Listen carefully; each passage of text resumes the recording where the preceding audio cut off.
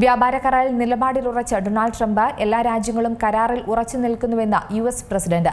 State of the union അഭിസംബോധനയിൽ India Pakistan യുദ്ധം അവസാനിപ്പിച്ചതിൽ അവകാശവാദം ആവർത്തിച്ച അദ്ദേഹം താൻ ഇടപെടില്ലെന്നായിരുന്നു പാക് പ്രധാനമന്ത്രി കൊല്ലപ്പെട്ടെന്നും പറഞ്ഞു.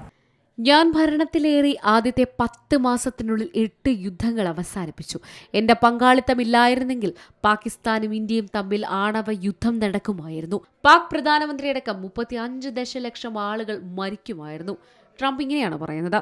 ഇസ്രായേൽ ഹമാസ് സംഘർഷം, ഇറാൻ ഇസ്രായേൽ സംഘർഷം, ഈജിപ്ത് എത്യോപ്യ സംഘർഷം, ഇന്ത്യ പാകിസ്ഥാൻ സംഘർഷം, സെർബിയ കൊസോവോ സംഘർഷം, റുവാണ്ടോ ഡെമോക്രാറ്റിക് റിപ്പബ്ലിക് ഓഫ് കോങ്കോ സംഘർഷം, അർമേനിയ അസർബൈജാൻ സംഘർഷം, കംബോഡിയ തായ്ലൻഡ് സംഘർഷം തുടങ്ങിയവ താൻ ഇടപെട്ട് അവസാനിപ്പിച്ചെന്നാണ് ട്രംപ് അവകാശവാദം നടത്തിയത്.